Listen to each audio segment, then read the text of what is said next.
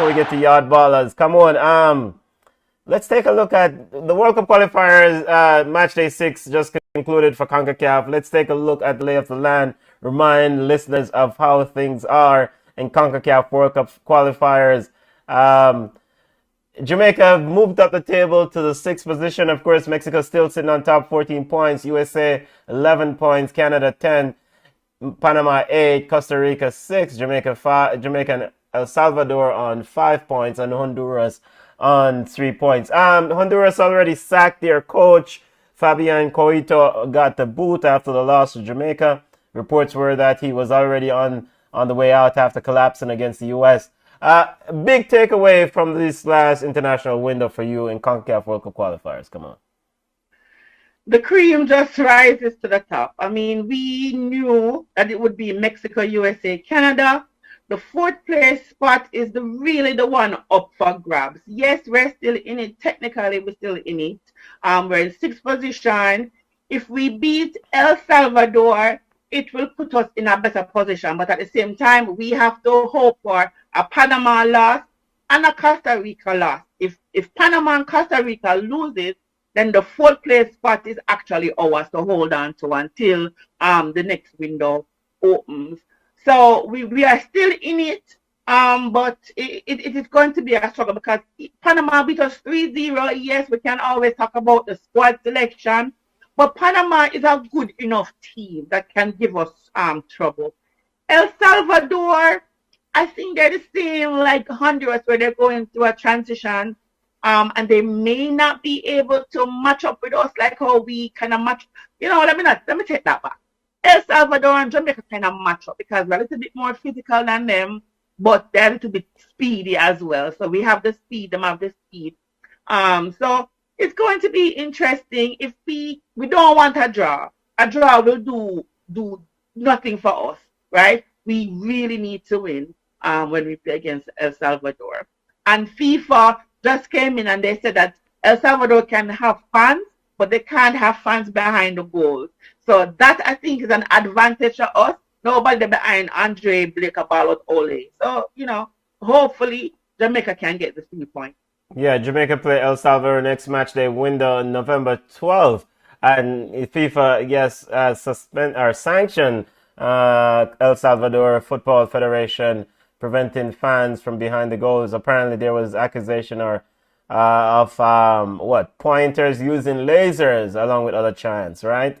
So so Jamaica next match day, El Salvador November 12th, and on November 16th we'll play Team USA, and then we'll take a break until January 27th.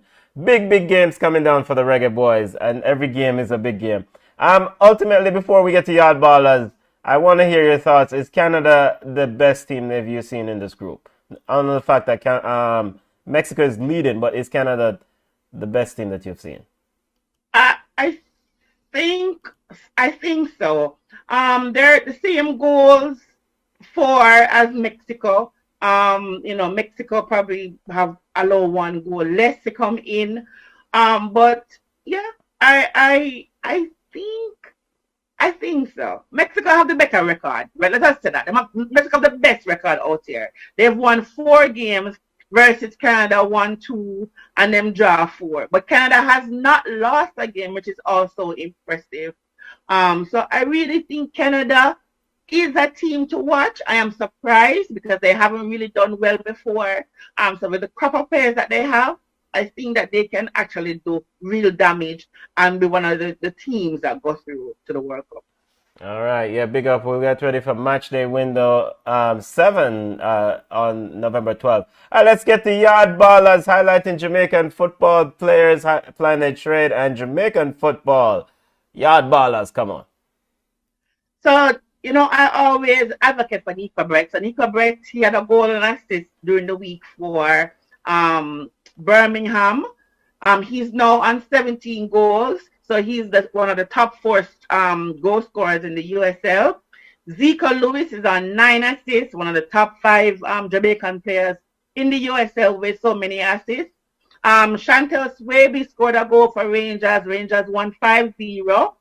Kadeem Dakar scored a goal for Memphis versus Atlanta 2. Memphis is just sitting outside of the playoff zone. So I think they're going to make it into playoffs. Shamar Nicholson scored a goal today in a 2-0 win versus Genk.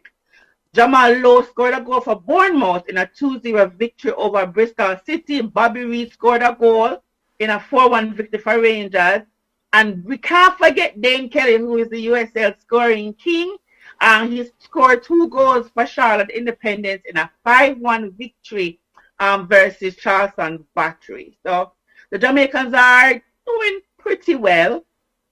So a couple of Jamaicans have qualified for the playoffs in USL. Charlotte Independence, Pittsburgh Riverhounds, Miami FC, who else? Birmingham Legion, Louisville City, Phoenix with Darren Mattocks and Lambert. They have all qualified for the USL Championship playoffs. So we have some Jamaicans in the postseason. So be sure to check it out. So that's all I have. We're still waiting on ISSA to tell us if they're going to have schoolboy football this year. Brogard is going on like you don't want to free up the place. And I really hope Brogard free up the National Stadium so Jamaicans can attend the El Salvador game, because we need all the help that the US game. So the US game sorry, El Salvador, El Salvador. Yes. The US game in November. I hope Brogard free it up so people can go watch it. Because we're going to go home and watch it. So. Yeah, the Jamaica definitely needs some fans in the stands for that US game on November 16th. And you said that ISSA is still trying to figure out if they want to host schoolboy football this year. I mean, they have to find a way to get these kids playing this season, right? I mean, they do, but some of the kids are saying that they're not. Because remember, they did say that if you want to play, you have to be vaccinated, right? Yes, you have to have the COVID-19 vaccination. Yeah. And I remember that some of these kids are ruled by their parents. They still live by their parents. Yeah. If their parents are not for the vaccinations, they're not going to allow their kids to go. So I think they're trying to figure out, the schools and the players who want to participate. So that they're running into that. Plus, it is still a pandemic, and the Ministry of Health is still working on it. I think yesterday we had 17 people who died from COVID, and the numbers are still high. And Brogard is still having curfews, is still having no movement days. So I think the logistics are just ridiculous, and people are not sure what to do. But people are also talking about the hypocrisy when it comes to horse racing over by Caymanas Park. That's allowed to go on, and they have fans over there who attend horse racing. So what is the problem with some football? Are they saying that football fans are unruly? Yeah, we've heard the similar sentiment, but have to figure out a thing. We have to figure out the best way forward. Of course, the Jamaican football, trying to get the players, get high school football back on the team. I mean, even if it will be a truncated season, because they would have started in September.